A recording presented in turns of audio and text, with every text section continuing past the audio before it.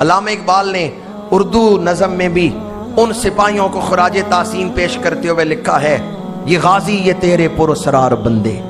جنہیں تو نے بخشا ہے ذوق خدائی، دو نیم ان کی ٹھوکر سے صحرا و دریا، سمٹ کر پہاڑ ان کی ہیبت سے رائی، شہادت ہے مطلوب و مقصود مومن، نہ مال غنیمت نہ کشور کشائی، دو عالم سے کرتی ہے بیگانہ دل کو عجب چیز ہے۔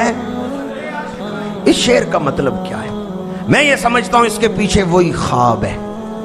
دو عالم سے کرتی ہے بیگانہ دل کو عجب چیز ہے لذت، اے کاش ہمیں بھی وہ لذت آشنائی مل جائے،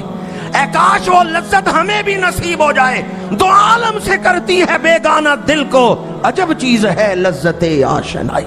علامہ اقبال نے اسپین کے فاتحین ان مجاہدین کا ذکر اس نظم میں کیا ہے کہ شہادت ہے مطلوب و مقصود مومن، کشتیاں جلا کے وہ یہ بتا رہے ہیں یا اللہ کے راستے میں جان دے دیں گے یا اس زمین پہ اللہ کے دین کا پرچم بلند کر دیں گے۔ شہادت ہے مطلوب و مقصود مومن، نہ مال غنیمت نہ کشور کشائی، دو عالم سے کرتی ہے بیگانہ دل کو عجب چیز ہے لذت آشنا۔